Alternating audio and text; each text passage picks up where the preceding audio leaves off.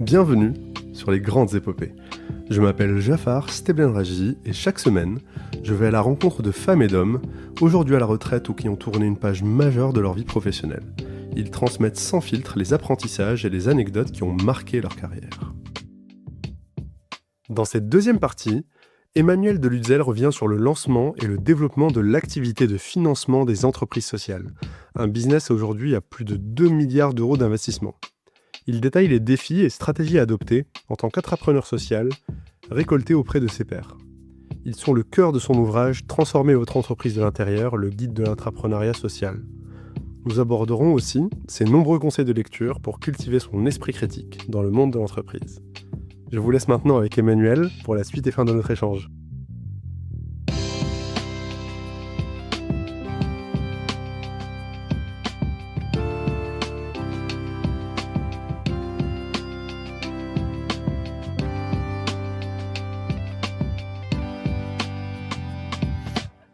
La microfinance fait partie de l'entrepreneuriat social, mais en fait, on avait commencé par quelque chose qui était petit et assez facilement abordable et accessible. Et en plus, la banque connaissait bien l'ADI. Donc, même si l'ADI, c'est en Europe et que ça concernait les pays émergents, mais le concept de microcrédit était un concept que beaucoup de gens connaissaient, qui était familier. Donc, on est parti du connu pour aller vers l'inconnu. Le concept d'entrepreneuriat social, en revanche, était assez nouveau. Et en fait, le basculement, ça a été l'anniversaire, je crois que c'était le 30e anniversaire d'Ashoka, 2011 ou 2012, c'était sur le campus d'HEC. Et donc, il y avait quelque chose comme 2000 personnes qui assistaient à cette réunion. Et en particulier, il y avait beaucoup de gens qui venaient de grandes entreprises comme Schneider Electric, Orange, etc. Et j'avais été frappé effectivement qu'il n'y avait pas que le monde de la banque qui s'intéressait à la microfinance, mais qu'il y avait aussi Danone avec le yaourt, Danone Communities, etc. Que donc, en fait, chaque entreprise avait eu une réflexion, comme nous dans la microfinance, on était totalement légitime, avec une réflexion, qu'est-ce qu'on peut faire dans les réseaux d'électricité, qu'est-ce qu'on peut faire dans le yaourt, qu'est-ce qu'on peut faire, etc. Chacun sur son business en fait. Et donc mon idée initiale, c'était nous en tant que banque, ce sont nos grands clients. Donc d'une part, nous avons une expertise à partager, nous dans la microfinance, eux dans le yaourt ou dans d'autres choses. Et deuxième chose, peut-être ce qu'ils sont en train de monter peut être intéressant pour nous en tant que banque pour financer les projets. C'était pas encore très très abouti, mais là aussi ça a été un saut dans l'inconnu qui était plus facile à faire. Alors en particulier j'avais un soutien fort de François Villeroy de Galhau qui était à l'époque le responsable de la banque de détail. Après il est devenu gouverneur de la Banque de France, donc François était très convaincu par le sujet. Il était, je crois, au conseil d'administration de l'ADI, donc il connaissait assez bien le sujet. Et donc, le passage en phase 2 était plus facile que de démarrer en phase 1 en 2006 sur un sujet qui était quasiment inconnu. Et une question là-dessus, pour revenir, parce que tu disais que les entreprises, donc Danone, Schneider, etc., commençaient à avoir des activités d'impact social liées à leur business. À ce moment-là, c'était quoi? C'était de l'autofinancement, en fait? Ils ne sollicitaient pas les banques? Non, c'était de l'autofinancement. C'était des projets hyper risqués. C'était des projets hyper risqués. Danone avec Grameen, c'était quand même des projets lointains. Sur un sujet d'expérimentation, c'était génial comme innovation. Puis j'imagine que eux, quand ils doivent venir et que tu leur dis, ça m'intéresse, est-ce qu'on peut en discuter? Ils sont hyper heureux. Ils étaient ravis. Oui. Donc, et c'est drôle parce que ça s'est jamais produit. Il n'y a pas eu une entreprise qui a essayé de se rapprocher d'une banque par le passé et qui s'est vu peut-être fermer la porte. En tout cas, pas à ta connaissance. Non. Ce que je retiens, c'est l'idée de communauté. C'est-à-dire que ce soit dans la microfinance, où nous avons beaucoup travaillé avec nos homologues des autres banques, même Crédit Agricole. Enfin, Crédit Agricole, c'est quand même l'archi-concurrent sur le marché français, mais on a eu d'excellents contacts avec le Crédit Agricole, les banques internationales comme Citigroup, Deutsche, etc. D'excellents contacts, parce que quand on fait de l'innovation, on ne peut pas innover tout seul dans son coin. On a besoin d'avoir des concurrents partenaires. Et même chose, concernant la deuxième phase avec les industriels, c'est important de construire une communauté. D'une part parce que on apprend beaucoup les uns des autres, et puis on peut raisonner par analogie. C'est-à-dire ce que l'un a fait dans le yaourt peut-être que si on en retire les ingrédients, non pas la matière yaourt, mais Le concept. le concept, hein, comment est-ce qu'ils ont fait? Comment est-ce qu'ils ont surmonté? Alors, c'est surtout les obstacles humains qui sont à surmonter, hein, donc la résistance au changement.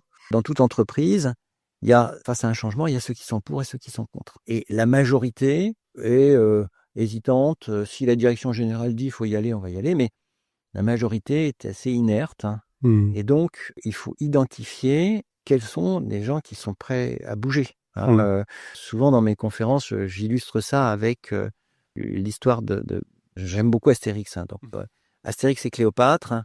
Et donc on a le petit Numérobis. Donc Numérobis, c'est l'architecte qui lui donne une mission impossible, construire en 3 mois un palais pour Cléopâtre qui veut épater Jules César. Enfin bon. Et donc, face à un énorme changement, que va faire notre petit homme ordinaire, hein, qui en plus a un méchant concurrent qui s'appelle Amon Beau-Fils et qui va tout faire pour détruire ses projets? Il n'est pas capable de le faire tout seul, mais il a des copains. Ses copains, c'est Panoramix qui connaît l'architecture, c'est Astérix qui est intelligent et c'est Obélix qui est fort. Et il ne faut pas oublier Idéfix, parce que si Idéfix n'était pas là, les Gaulois ne seraient pas sortis de la pyramide, hein, donc je rappelle l'histoire. De cet épisode-là. Pour moi, c'est le stagiaire dans l'entreprise. C'est le petit jeune qui arrive avec un regard neuf et qui voit des choses que des gens qui sont là depuis 10 ans ne voient pas. Donc moi, je suis très très attaché à Idéfix. Et donc, j'espère qu'il y a beaucoup d'Idéfix qui nous écoutent. Et je pense que tout le monde, on s'identifie, on adore Idéfix, on adore Milou, enfin, on est tous, voilà. Donc, on a dans le monde de l'entreprise des gens qui vont être pour le changement et des gens qui vont résister au changement. Et moi, ma stratégie, je m'en suis rendu compte après, hein, c'est un raisonnement a posteriori, c'est pas la peine de perdre son temps avec le méchant Amon Beau-Fils, le méchant obstacle, etc., ou même avec Jules César et Cléopâtre qui mettent plein de bâtons dans les roues parce qu'ils sont pas d'accord, etc. Il faut progresser avec les gens qui veulent progresser et qui vont apporter chacun son expertise. Je prends 2 exemples. Quand, comme Cléopâtre qui dit tu dois me construire un palais, etc. Bon, c'est Georges de Courcelles qui dit vous présentez dans un mois au comité exécutif. Bon, oui, d'accord, comment on fait? Bon, bref, j'ai même pas osé poser la question comment on fait. Après, je me suis retourné vers mes petits camarades et personne, ça s'était jamais passé. Personne n'avait jamais présenté au comité exécutif un plan comme ça. Donc, il n'y avait pas de playbook. Pas de, voilà. Ouais. Donc, 2 choses me semblaient importantes. C'était d'une part d'avoir une présentation impeccable sur la forme. Et à l'époque, j'étais très mauvais en PowerPoint. Aujourd'hui, je suis mauvais, mais à l'époque, j'étais vraiment très mauvais en PowerPoint. Et j'ai un copain qui m'a aidé à faire le PowerPoint, vraiment un truc impactant, vraiment super. Et puis, deuxième chose, je ne savais pas ce que c'était qu'un business model. Alors, j'avais un peu trituré les chiffres dans mon coin pour savoir si ça tenait la route, etc. Mais je ne savais pas vraiment comment on fait un business model. Et j'ai un autre copain qui m'a dit, bah, écoute, si je peux t'aider volontiers, il était dans le private equity, donc il a démoli mon business model et on l'a reconstruit ensemble. Il ne pouvait pas le faire à ma place parce que c'était moi qui avais les idées, qui avait les paramètres, etc. Mais j'ai eu en quelques heures une leçon de construction de business model que je n'ai jamais oubliée. Évidemment, tout ça se trouve dans les bouquins, mais le fait d'avoir quelqu'un d'expérimenté, bah, c'est un peu l'histoire d'Astérix, Obélix et Panoramix, hein, par rapport au petit architecte qui est perdu face à l'ampleur de la tâche. Il ne faut pas hésiter à demander de l'aide. Ouais. Ça, c'est une grande leçon, c'est-à-dire que quand on est entrepreneur ou intrapreneur, on marche souvent tout seul et c'est important de se trouver des alliés. Alors ça peut être l'allié de passage, tu marches sur un chemin et puis tu rencontres quelqu'un et ce quelqu'un te dit c'est par là. Et puis cette personne, tu ne vas plus jamais la revoir. Ou ça peut être un compagnon de route pendant des années, hein. Donc, mais c'est important effectivement d'identifier quelles sont ces personnes. Et donc moi, quand je présente ce sujet, en fait, j'ai un graphique avec les pour, les contre. Donc j'évite de parler aux opposants. Je les contourne de manière à ce qu'ils sont devant le fait accompli. Je me repose sur mes alliés. Et puis, il y a les actifs, les passifs, hein. Donc, une majorité de gens, c'est des personnages secondaires, hein, donc, c'est tournevis et mise en plisse, hein. Donc, les assistants des architectes, bon, ils jouent un rôle secondaire, mais s'il n'y avait pas les rôles secondaires, en fait, il n'y aurait pas de dialogue, hein. Donc, c'est important, les rôles secondaires. Et puis, c'est eux qui vont après avoir à exécuter. Mais c'est pas la peine de perdre son temps sur des gens qui sont pas décideurs. Il faut s'appuyer sur la force d'Obélix, l'intelligence d'Astérix et la sagesse Mmh. de Panoramix. Mmh. Cet apprentissage-là, tu le répliques, donc tu le vis une première fois en 2006, tu le répliques donc en 2013, 2012, 2013, avec du coup ce nouveau projet. Et donc ces gens-là, ces Astérix et Obélix, etc., c'est les autres entreprises qui eux aussi sont sur ces sujets-là. Et à quel moment C'était surtout Ouais. la mobilisation, parce que la première étape, c'était, je dirais, relativement facile. Il s'agissait de mobiliser une dizaine, une quinzaine de pays. Donc avec comme point d'entrée le responsable de territoire et en dessous de lui un responsable commercial et un responsable des risques. Donc en gros 3 personnes par territoire. Beaucoup plus compliqué sur l'entrepreneuriat social parce que là, il s'agissait de mobiliser le réseau France, c'est-à-dire 40 000 personnes, le réseau belge, ça doit faire 30 000 personnes, le réseau italien 20 000 personnes. Et là-dedans, d'identifier les personnes qui travaillaient avec les associations et avec la double filière, en fait, le risque d'une part et la relation commerciale. Donc, c'était beaucoup plus compliqué parce que là, c'était vraiment de la banque de détail. Donc, c'est le côté industriel par rapport au côté artisan de luxe qui avait été le premier modèle. Et à ce moment-là, tu es toujours accompagné par les mêmes sponsors, les mêmes Oui, personnes qui te suivent sur le deuxième volet. oui, oui. Et donc ce changement d'échelle-là, j'imagine que tu dois repasser devant le comité exécutif, non, ou pas forcément? Oui, mais ça roulait. Enfin, il y a eu un passage au comité exécutif pour le principe Entériné en fait, mais pas... d'ouvrir sur l'entrepreneuriat social. Mais après, il n'y avait pas besoin de faire un reporting. Après, ça rentrait dans le plan d'action des territoires Ok. concernés. Oui, ça intègre en fait leur métier, Voilà. ça fait évoluer le métier. Et avec un pilotage au niveau des risques. Ça, c'est au niveau central. C'est-à-dire que là, c'est très important. Ce qu'on apprend dans un pays, il faut qu'on puisse le capitaliser sur l'expérience Des autres. des autres. Voilà. Et à ce moment-là, d'un point de vue structure, pour bien me rendre compte, comment se constitue du coup cette nouvelle équipe? C'est encore une équipe resserrée? C'est Alors, une équipe un il y peu avait plus... l'équipe microfinance qui était qui restait toute petite, hein, donc avec 4 ou 5 personnes. Puis après, il y avait tout le déploiement dans les réseaux. Donc là, après, c'était l'animation de réseaux. Mais après, les réseaux se sont appropriés le sujet.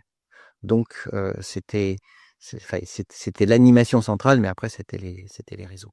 on est sur un écosystème qui est naissant. On commence à parler de SS, on commence à structurer ça en France. À quel point, en tout cas, comment toi tu contribuais à ce moment-là à faire évoluer cet Ouais. écosystème-là? Alors, l'écosystème n'était pas tout à fait naissant parce que, bon, d'abord, les entreprises sociales, ça existe depuis les années 1850. Enfin, les coopératives, etc., c'est pas quelque chose de nouveau.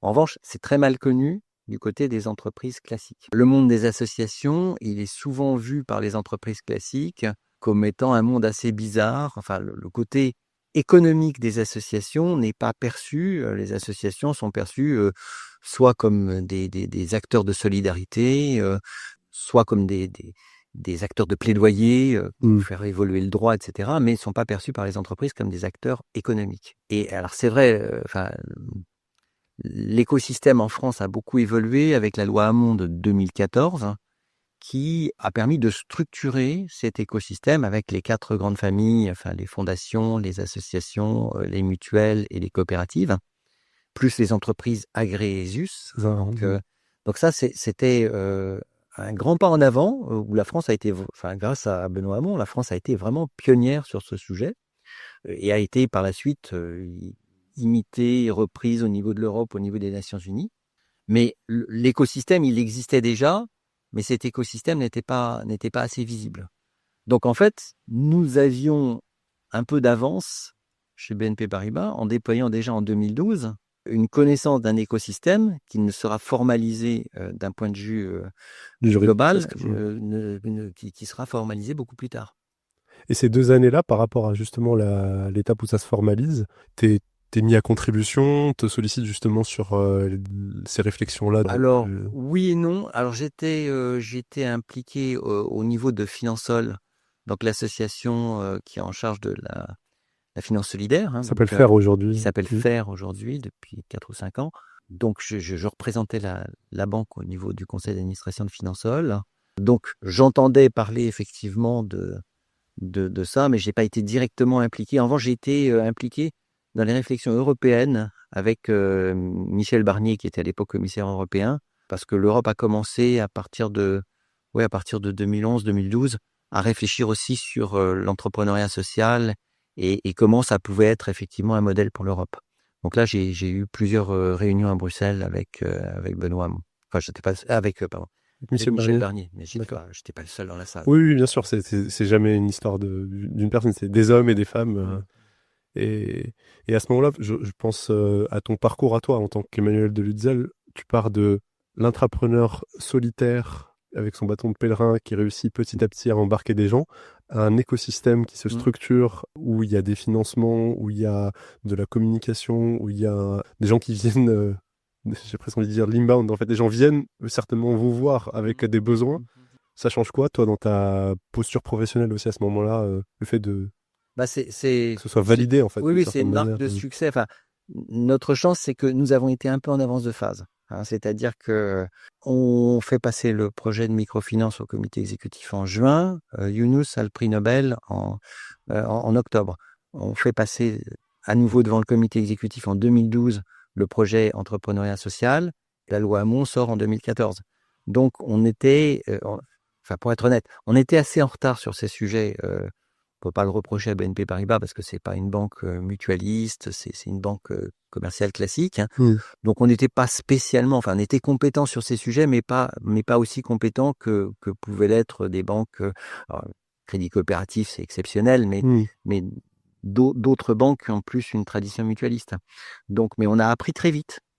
Ce qui est difficile en fait, c'est les premiers pas et c'est de faire bouger l'ensemble du corps social et pas simplement de convaincre les chefs. Donc ça veut dire toute la pyramide avec tout ce que ça suppose comme outils de formation, de manière à ce que au niveau de l'ensemble d'un réseau qui fait 40 000 personnes, on soit en mesure effectivement d'accueillir, parce que quand les gens entendent que BNP Paribas se développe sur l'entrepreneuriat social, il faut qu'ils soient évidemment bien accueillis au niveau des chargés d'affaires. Mm. Donc ça suppose effectivement de former les chargés d'affaires sur le fait qu'on cherche activement ce genre de clients.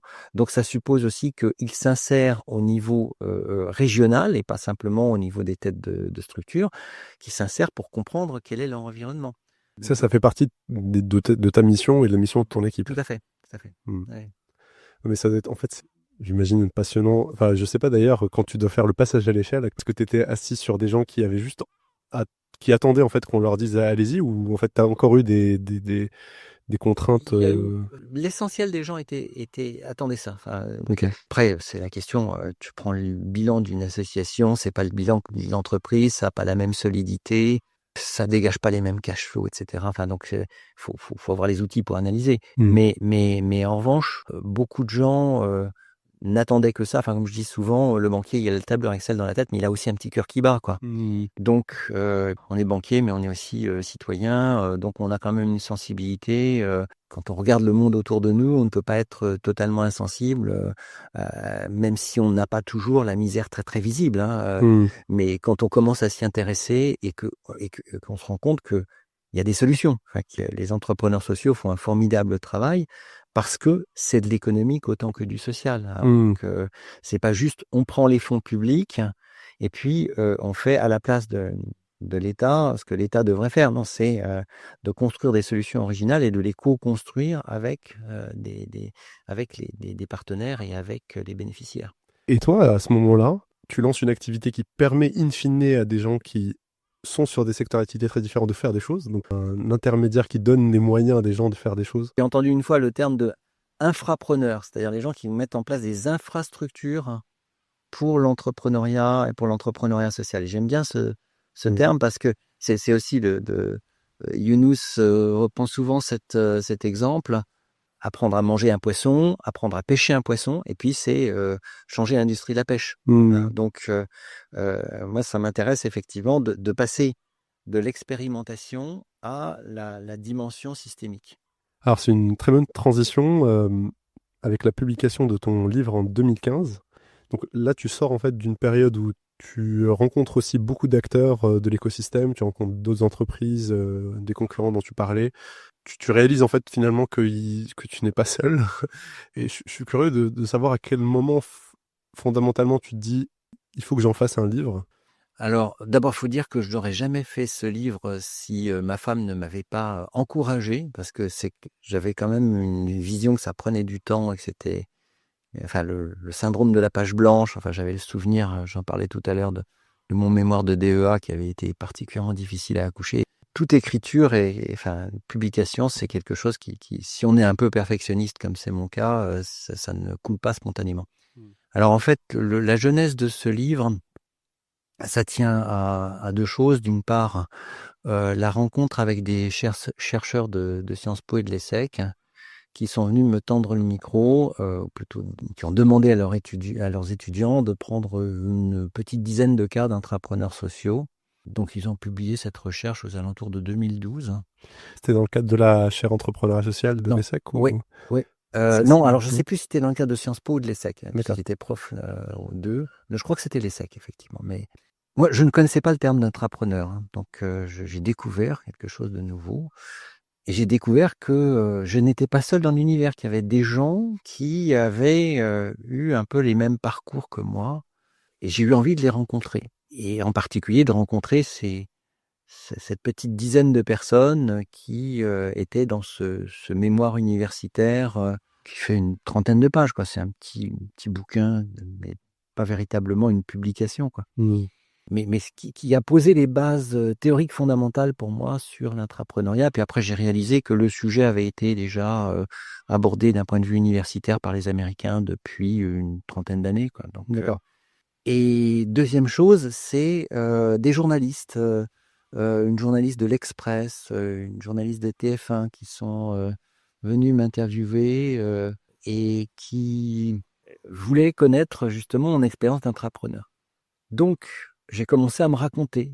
Et puis, je me suis intéressé aux autres intrapreneurs. Alors, le monde étant petit, on finit tous par se retrouver. Et d'où l'idée de ce livre, qui n'est pas mon aventure à moi, Emmanuel de Lutzen, mais qui est l'aventure ou les aventures d'une vingtaine d'intrapreneurs sociaux qui ont en fait des parcours similaires. Alors, j'avais à l'origine identifié une trentaine, une quarantaine de personnes.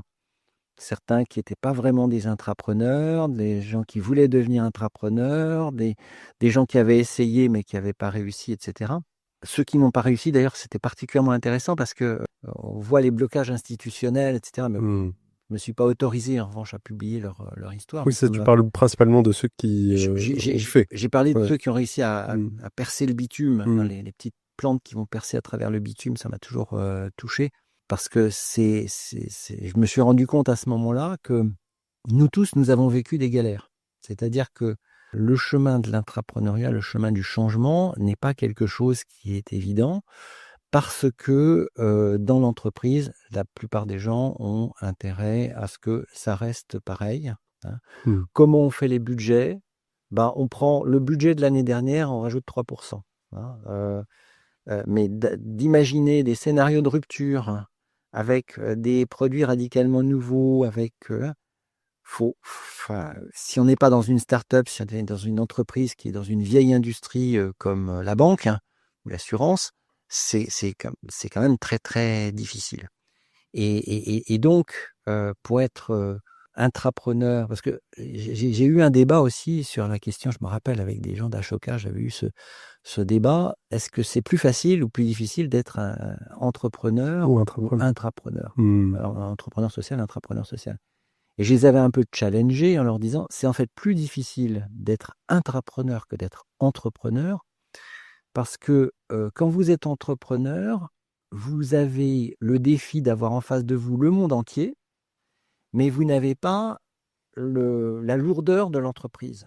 Alors en même temps, l'argument est réversible, hein, c'est-à-dire que si vous arrivez à mobiliser la lourde machine de l'entreprise, il y a la force de frappe. À ce moment-là, vous avez une force de frappe. Oui. Hein, donc, la difficulté n'est pas au même endroit, en fait, dans le flux.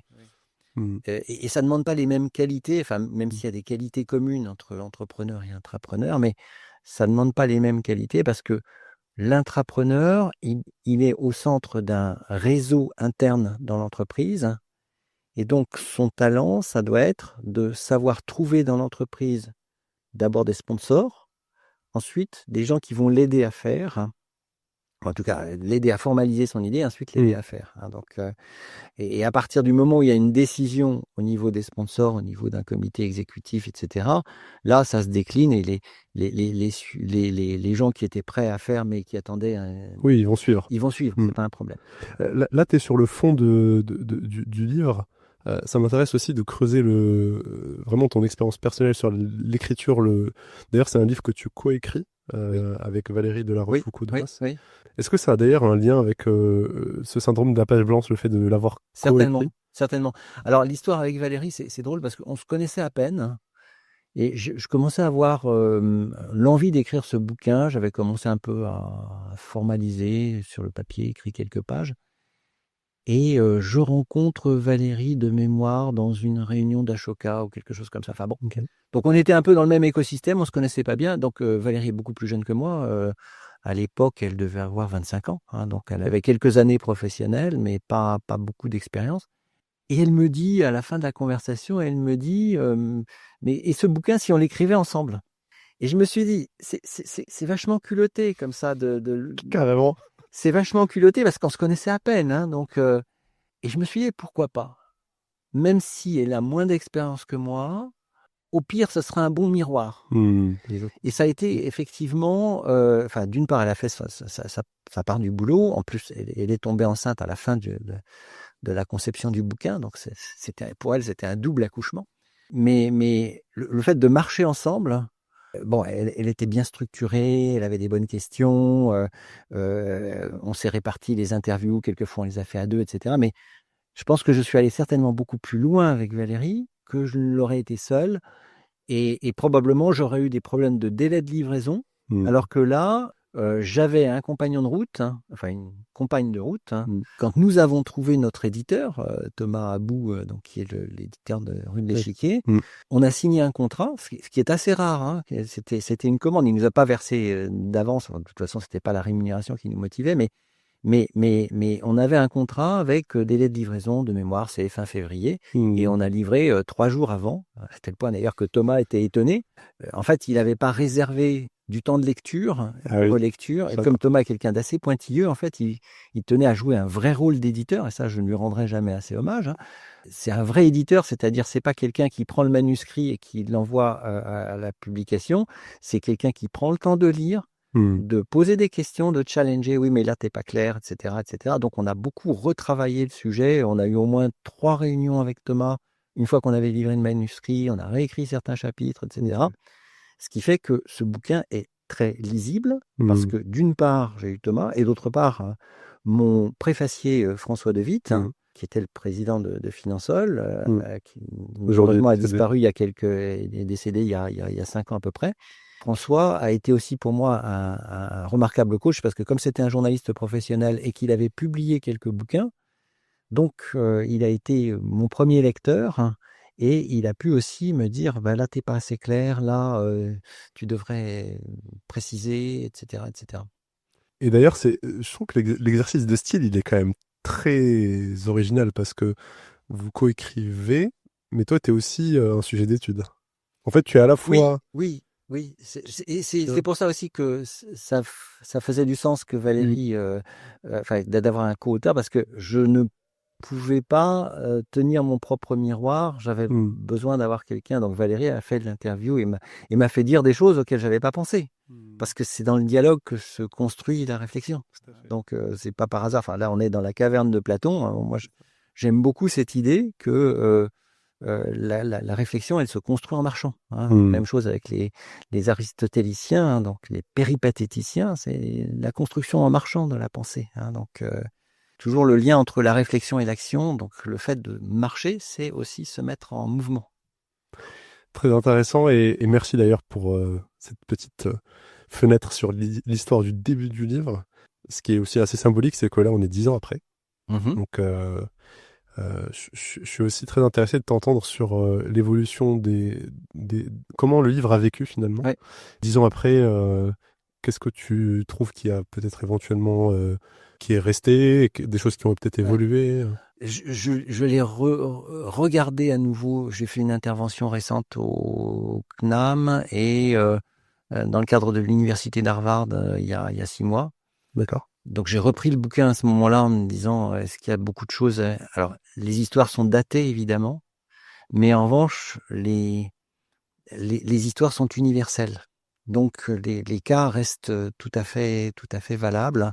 Parce qu'en fait, ce qui m'intéresse, comme un romancier, hein, c'est la nature humaine, hein, et la nature humaine dans le cadre de l'entreprise. J'ai caressé l'idée, et Valérie d'ailleurs est très très partante pour qu'on réécrive un nouveau bouquin, D'accord. d'écrire un deuxième bouquin, mais comme le premier c'était quand même beaucoup de boulot et que je suis un petit peu occupé par ailleurs, j'en fais pas une priorité. Voilà. Si Valérie n'était pas en Afrique du Sud, mais s'il était en France, ce serait peut-être plus facile. Je pense que ça vaudrait la peine effectivement de faire un deuxième bouquin avec des fenêtres que j'aimerais ouvrir sur l'intrapreneuriat dans le monde du secteur public. Parce D'accord. qu'il y a dans le secteur public des gens qui font bouger le mammouth et Avec les qu'on ne reconnaît pas. bêta-gouves, etc. Ouais, ça peut se passer au niveau d'une collectivité locale, ça peut se passer au niveau de l'État. Il y a des choses qui bougent. Donc, j'aimerais bien creuser effectivement certains sujets, et bon, amener des nouveaux cas. Ce qui m'a surpris à la sortie de ce bouquin, ce qui a surpris positivement l'éditeur, c'est que en fait, il s'est très bien vendu, c'est-à-dire à peu près 2000 exemplaires, ce qui est pour un bouquin sur un créneau extrêmement étroit, plutôt un succès. Puisque, bon, au-delà de 1000 exemplaires, c'est plutôt un succès. Et puis, deuxième chose qui était totalement inattendue, c'est les demandes de conférences que ça a générées. Je me suis jamais fait rémunérer pour les conférences, j'aurais dû d'ailleurs, a posteriori, je me dis. Mais je l'ai toujours fait avec plaisir parce que chaque conférence est différente. C'est-à-dire que quand on parle à un public d'étudiants à Dauphine ou bien de cadres sup chez IBM ou bien c'est à chaque fois on construit. Enfin, moi j'aime bien la commedia dell'arte par rapport au théâtre classique, hein. C'est-à-dire que on joue sur un canevas et le plus intéressant c'est les questions. Encore récemment avec mon petit cours au CNAM, on avait un peu plus d'1 heure, mais je me suis volontairement limité à une demi-heure de présentation, alors que j'aurais pu remplir l'espace pendant 50 ou 60 minutes, mais volontairement limité parce que je voulais entendre les questions. Et ces questions m'ont beaucoup nourri. Et donc il y a eu une centaine dont une bonne cinquantaine dans l'année qui a suivi la publication du bouquin. Et puis chaque année, encore 10 ans plus tard, encore des demandes, sans que je ne fasse rien pour en faire de la promotion, quoi. Donc, si les gens viennent et me demandent de leur en parler, je le fais volontiers. Donc à ce moment-là, à chaque fois, je me réactualise en disant, bon, est-ce qu'il y a des choses nouvelles? Je regarde un peu sur Internet, etc. Je suis assez content, effectivement, d'avoir poser là aussi une réflexion systémique et pas juste un truc qui sera oublié après-demain. Et ce qui est aussi un peu paradoxal, en tout cas quand moi je l'ai lu récemment, ce qui m'a étonné aussi, c'est de voir qu'il n'y a pas tant de littérature que ça depuis qui a été écrite sur le sujet. Non. Et donc finalement, c'est peut-être aussi une partie de l'explication. Quand on s'intéresse à ces thématiques-là, on tombe rapidement sur votre livre et effectivement, ça se lit très, très bien. Bon, moi, j'étais en plus lire le livre de quelqu'un qu'on interviewe quelques semaines après, c'est encore plus intéressant. Oui, on peut poser des questions en plus. C'est obligé. Mais j'ai vécu. Il y a des choses qui m'ont déçu. C'est que j'ai eu plusieurs fois des étudiants qui m'ont approché parce qu'ils avaient un mémoire à écrire, etc. Et je me suis rendu compte que non seulement ils n'avaient pas lu le bouquin, mais qu'ils n'avaient même pas lu les interviews qui avaient été faites à partir du bouquin. Et donc, qui s'attendaient à ce que je leur fasse la synthèse de la synthèse de la synthèse. Et là, j'ai assez rapidement, après un quart d'heure, j'aurais dit, bon, lisez le bouquin et puis, voilà. Je pense que quand on s'est donné la peine de passer ses soirées, ses week-ends à écrire un truc, hein, avec l'idée de transmettre, le minimum, ça ne veut pas dire qu'il faut jaunir toutes les pages avec des petits cavaliers, etc. Mais au minimum d'avoir feuilleté, de voir de quoi il est question. En tout cas, moi, je peux te dire que, évidemment, je l'ai lu en long et en travers, mais surtout, c'est drôle parce que tu disais qu'en 10 ans, il y a les histoires ont un peu vieilli, mais finalement pas tant que ça. Enfin, les témoignages des entrepreneurs, ça reste quand même des projets aussi qui montrent leur impact dans le temps long. Donc ça permet aussi de se rendre compte de qu'est-ce qui survit encore aujourd'hui, qu'est-ce qui a pris encore une autre dimension, une autre échelle. Et puis bon, moi je me suis aussi dit au début, il y a deux, trois personnes quand même que je pourrais inviter à mon micro. Oui, tout à fait. Donc on en parlera après. Oui. J'ai une autre question par rapport au livre, c'est ce que ça a changé pour toi d'avoir formalisé ta démarche ensuite en tant que professionnel. Parce que là, tu t'écris le livre, mais c'est pas c'est pas une fin de chapitre. Tu es encore actif Oui. pendant pas mal d'années. Comment est-ce que ça influence aussi ton action? Dans l'entreprise, ça a été un élément de reconnaissance important parce que, en fait, beaucoup de gens s'étaient pas rendus compte de ce qui s'était passé. Et puis, ça a été le début du démarrage d'un autre projet intrapreneurial, enfin, dont je ne suis pas à l'origine, mais que j'ai beaucoup soutenu, qui était le projet d'incubateur d'intrapreneurs qui a été lancé au moment où j'étais en train de finaliser mon bouquin, il était en cours de lancement. D'accord. Donc j'en parle un petit peu dans mon bouquin et j'ai pas mal contribué donc à ce projet qui s'appelle le People's Lab de BNP Paribas. Donc j'ai contribué d'une part en présentant le bouquin et puis en animant des séminaires, en coachant des intrapreneurs, etc. En leur disant bien, vous avez la chance, vous êtes des intrapreneurs incubés. Moi, je suis un intrapreneur auto-incubé. Donc, vous avez une chance extraordinaire d'être accompagné par des professionnels. Vous arrivez avec un vague projet, le vague projet va devenir un projet structuré. Donc, profitez-en bien. Alors, certains sont devenus des véritables projets, d'autres n'ont pas vraiment vu le jour, mais de toute façon, ça a été pour eux une formidable occasion de développement personnel parce que ils sont arrivés avec une idée, ils ont développé leur idée, ils ont rencontré des gens qu'ils n'avaient jamais rencontrés, parce qu'il faut quand même avoir un petit peu de culot, d'oser parler à des gens qui sont au niveau N+2, N+3, pour tester son idée, on se connaît pas, on pousse la porte, j'aimerais bien vous rencontrer. Donc, quand c'est dans le cadre d'un incubateur, tu es missionné pour ça. Donc, Et d'ailleurs, par rapport à ça, tu ouvres une petite porte, mais j'imagine que BNP Paribas n'est pas passé de Emmanuel de Lutzel tout seul qui fait l'entrepreneuriat social, et puis d'un coup, il y a un incubateur, il y a un chemin, j'imagine. Tu as été sollicité par d'autres personnes qui, ensuite, après toi, avaient envie justement de se lancer dans l'entrepreneuriat social au niveau de la BNP. oui, ils sont souvent passés par l'incubateur. C'est-à-dire, moi, Donc, avant la création de l'incubateur, ouais, j'entends. d'une part, j'ai incubé l'incubateur parce que D'accord, voilà. Donc, ok. Sabrina, qui a lancé donc cet incubateur, est venue me voir. On se connaissait pas et on a tout de suite bien accroché. Et je lui ai dit, écoute, moi, tout ce que j'ai fait, je suis évidemment prêt à le partager. Hein, donc, j'étais vraiment ravi par cette idée. Hein, donc, et donc, je pense que le processus qui a été mis en place fait que je pense que tout le monde dans la boutique a dû en entendre parler parce que c'était quand même diffusé sur l'intranet, appel à candidature, voilà comment ça se passe, faut remplir un petit dossier, ensuite vous passez un oral, etc.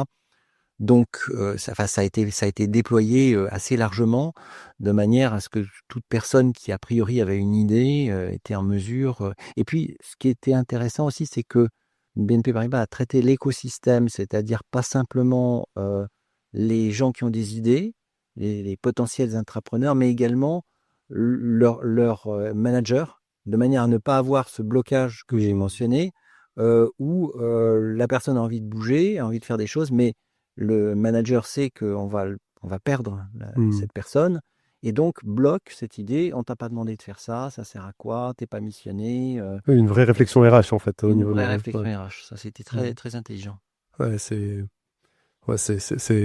très malin. Et par rapport à ça, d'ailleurs, je voulais t'entendre aussi sur un peu du livre, mais intrapreneur social. Donc, il y a le moment où tu lances le projet, puis il y a le moment où, en gros, tu le délègues. Oui. Celui qui reprend. Je sais pas quel titre il a, mais enfin, en tout cas, il gère une activité finalement. Oui, Voilà. oui. Toi, du coup, au moment où tu transmets, Oui. C'est très important de savoir. On n'est pas propriétaire de son projet. Hein, donc, par rapport à une création d'entreprise où celui qui initie l'entreprise reste propriétaire de son entreprise, quand on lance un projet avec le soutien de son entreprise, on n'est pas propriétaire de son projet. Et donc, c'est important de transmettre. Et puis, il y a un moment où on finit par se répéter. Donc, c'est important d'avoir aussi des énergies nouvelles. Ouvrir un dernier chapitre. Enfin, pardon, je reviens juste pour finir sur le livre quand même. Tu as une grande passion pour les livres. Tu as écrit ce livre, que tu as peut-être d'ailleurs réédité. Si tu devais conseiller des livres. Alors, moi, je suis plutôt dans les grands classiques. Hein, donc, on est dans la caverne de Platon. Donc, Ouais. Platon, édition Pléiade. Donc, alors, je vais avoir une approche peut-être un peu paradoxale, mais je pense que la bande dessinée, c'est un formidable reflet de la société. Donc, j'ai beaucoup parlé d'Astérix. Mm. Et il y a un épisode d'Astérix que j'aime beaucoup, c'est Obélix et compagnie. À côté d'Astérix et Cléopâtre, hein, que j'aime aussi de père. Obélix et compagnie, donc c'est l'histoire de Obélix qui a sa petite carrière de menhir et qui va faire une grande carrière, enfin dans tous les sens du terme, puisque un Romain qui s'appelle Caius Saugrenus, qui ressemble comme une goutte d'eau à Jacques Chirac, hein, va tenter de corrompre les Gaulois par l'argent.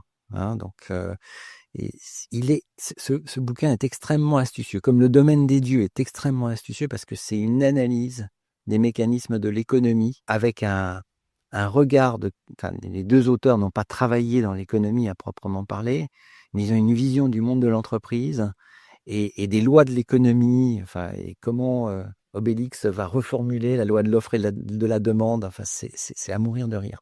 Ça reflète beaucoup aussi l'absence de la connaissance de l'économie, le Romain qui arrive avec sa connaissance théorique de l'économie, et puis il y a Obélix qui croit avoir compris, qui reformule, et puis les autres formulent avec les messages retransmis d'Obélix. Bref, il y a beaucoup de pertes en ligne. Avec ce marché du menhir qui va se développer et qui va s'effondrer, hein, votre plus cher désir est menhir, enfin, affiché sur les rues de Rome. Enfin bon, c'est très très drôle. Obélix et Donc une compagnie, lecture. à mon avis, c'est une lecture obligatoire. Ça devrait être une lecture obligatoire dans les écoles de commerce parce que, à côté du Capital de Karl Marx, qui est une très bonne lecture économique parce qu'il fait toute la synthèse des économistes précédents, mais il est quand même un peu indigeste, hein, Karl Marx. Obélix et Astérix, c'est plus accessible pour tout le monde. Et voilà. Deuxième chose, c'est une bande dessinée un peu moins connue, assez datée, c'est L'archipel des 101 ronds de Achille Talon, donc, qui est un Belge moyen et qui se retrouve dans un environnement avec des gens un peu hippies qui veulent abolir l'argent, qui rêvent d'un monde sans banque, sans argent, etc. Et en fait, ils vont se retrouver dans une île déserte et ils vont recréer la monnaie. En fait, Ouais, ça il va doit. recréer le rôle du banquier. C'est très intéressant parce que ça montre l'importance, effectivement, l'économie réelle. Troisième recommandation, enfin, c'est un de mes préférés dans les Tintins, c'est le Lotus Bleu. C'est un de mes préférés parce que, d'une part, c'est un peu à travers le Lotus Bleu que j'ai découvert la Chine. Il est très authentique. Hein. Toutes les inscriptions en idéogramme chinois, c'est des inscriptions authentiques de Shanghai des années 40, hein, D'accord. 30. Non seulement c'est une très belle histoire avec son amitié avec Chang, etc., mais c'est aussi très intéressant sur l'international pour comprendre la différence culturelle, les Chinois, les Japonais, les enjeux internationaux, etc. Donc je pense que la lecture de Tintin en général, c'est une très bonne introduction. Autre bouquin que je recommande depuis l'époque où j'avais fait Sciences Po, je l'avais présenté en fait en oral des idées politiques à Sciences Po. Ça avait surpris l'examinateur. C'est Le Principe de Peter. Ok. Le Principe de Peter, qui est un bouquin qui date des années 70. Donc je crois qu'il venait de sortir quand j'étais étudiant à Sciences Po. Donc le Principe de Peter, c'est dans une hiérarchie, tout employé tente à s'élever à son niveau d'incompétence. Ça se décline avec plusieurs. Les exemples sont à mourir de rire. Ok. Je savais pas que c'était un livre drôle. Et parce que c'est de la caricature, mais c'est basé en fait sur une expérience réelle. L'auteur était, je crois, un journaliste du Financial Times, enfin quelqu'un qui connaissait bien le monde de l'entreprise. Et j'ai lu ce livre tous les 3 ans dans des environnements d'entreprises différentes. Je l'ai recommandé à des dizaines de personnes. Et c'est un livre qui, bien que daté des années 70, est toujours actuel Oui. sur la sociologie de l'entreprise. Voilà, et puis je terminerai alors sur les recommandations dans les grands classiques. Alors il y a un classique chinois que j'aime beaucoup qui est Sun Tzu, donc sur la stratégie, hein, tout ce que Sun Tzu a écrit sur la stratégie militaire, qui a été largement repompé par Mao Tse-tung sans nécessairement d'ailleurs citer ses sources, hein, transposable au monde de l'entreprise. Hein. Connais-toi toi-même, connais l'ennemi, sans bataille, sans victoire. Oui, il y a beaucoup de mantras qui d'ailleurs sont Ouais, assez connus. oui. Ouais. Mais c'est très intéressant effectivement de voir en particulier sur le renseignement, sur l'importance d'aller chercher les informations et de traiter le renseignement. Et puis j'aime beaucoup Machiavel. Alors Machiavel, il est très mal vu en France, il est très bien vu par les Italiens. Quand on parle avec des Italiens, ils sont très fiers de Machiavel. Machiavel, c'est pas Le Prince, c'est le discours sur Tite-Live. Donc c'est en quoi la République romaine peut nous inspirer.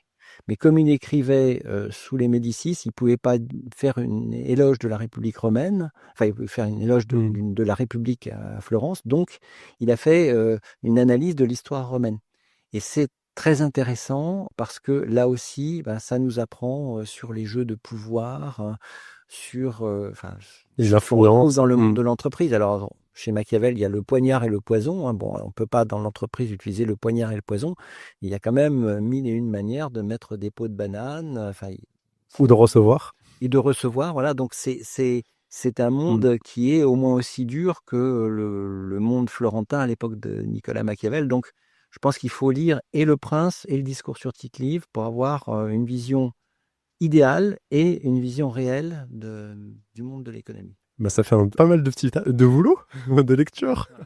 Écoute, je te réécrirai quand j'aurai lu tout ça. Tu me feras un petit épisode peut-être spécifique sur les lectures qui nourrissent l'économie.